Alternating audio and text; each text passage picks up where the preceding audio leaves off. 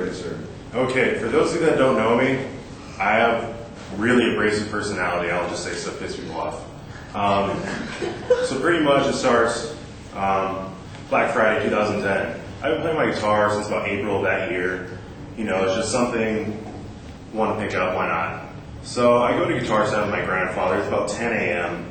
And so we go drive Brea right here. And so I see this just huge wall of guitars. I mean, it's kind of like an art museum for everybody else in Europe that thinks they're too highly of themselves. So pretty much I just look around, see, hey, you know what, I'll just play one. Why not? I have enough money to spend. Reality, I really didn't. So I go, first thing, Fender. I mean, it's just beautiful guitars. My neighbor, that's his brother-in-law. And so I go grab a Strat. I'm looking for an amp to play. And so I see this box, and one of the associates comes up. He's like, you know what, the Beatles really love that. Used to use that. I'm like, you know what, the Beatles suck. And so after that, everybody just shoots a stare at me. It's not even funny. It's just center of attention. Everyone just has eyes of hate. So, if for those of you that don't really go to Guitar Center, there's 3 songs you hear. Master of Puppets by Metallica, Sweet Child of Mine by Guns N' Roses, and Stairway to Heaven by Led Zeppelin. I feel out of my element.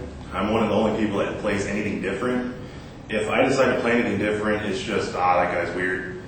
Surprisingly, for being Hank Williams, greatest guitarist ever, right next to God. So I'm just sitting there playing random hillbilly stuff, country, whatnot, and even surf, because that stuff's fun.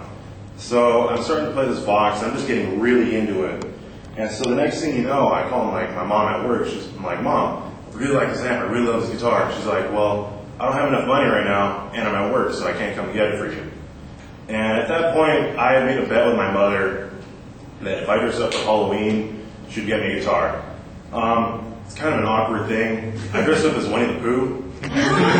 So, 6-foot Winnie the Pooh is kind of an awkward thing. You have ears up here, and I had to go to Guitar Center and dress up as Winnie the Pooh, so I could do that.